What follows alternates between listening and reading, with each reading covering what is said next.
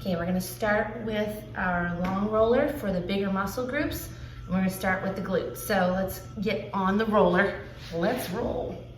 We're gonna sit up top, get right under that glute. You wanna lean into it.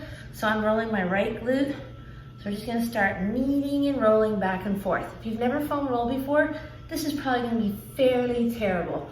So there are lower density foam rollers to start, so you can work your way up to foam rolling. So you just wanna roll back and forth and just keep that foam roller under you, like even pressure. And when you feel a pressure point, stop and hold it.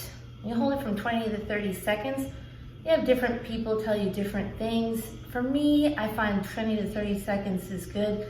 It's when you start to feel that pressure point start to release, the pain start to release, and then you're gonna feel much, much better. And then after you hold it, 20, 30 seconds, just continue to roll out, see if you have any more sore spots, and then move on to the next section. All right, we're done with the glute. Now I'm gonna move on to the hip. So that hip joint, I always like to go right below that hip bone. The thing I always bang on the bathroom counter.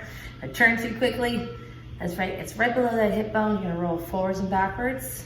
Right here, I'm just gonna use layperson expressions because most people aren't doctors or fit pros, and y'all know what that means. So you're rolling forwards and backwards, so you're doing that cross hatch kind of movement across the fibers.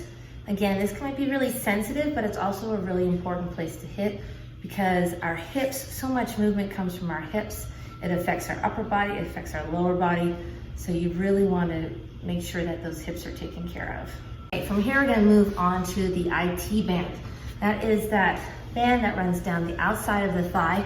This tends to be fairly terrible.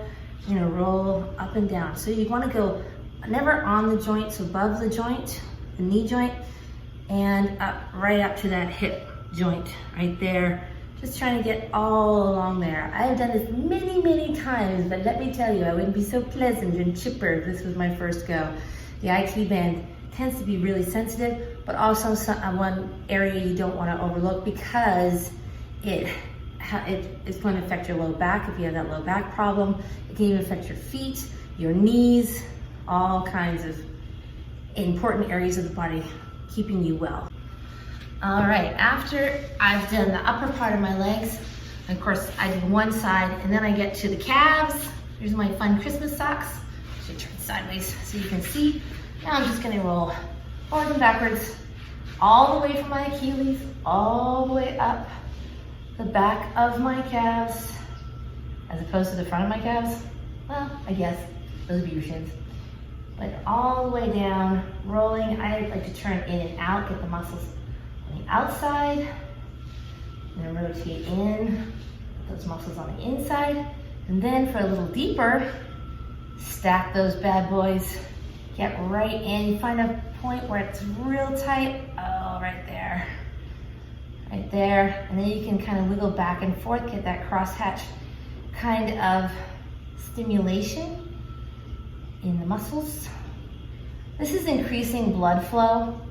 So it's self-myofascial release, which means just optimizing your body's functionality, helping it work to the best of its ability, increasing neurotransmitter function, increasing receptivity between the brain and the body, and increasing that blood flow to areas that have been neglected. It's just like a massage. That's why it's called self-myofascial release or self-massage.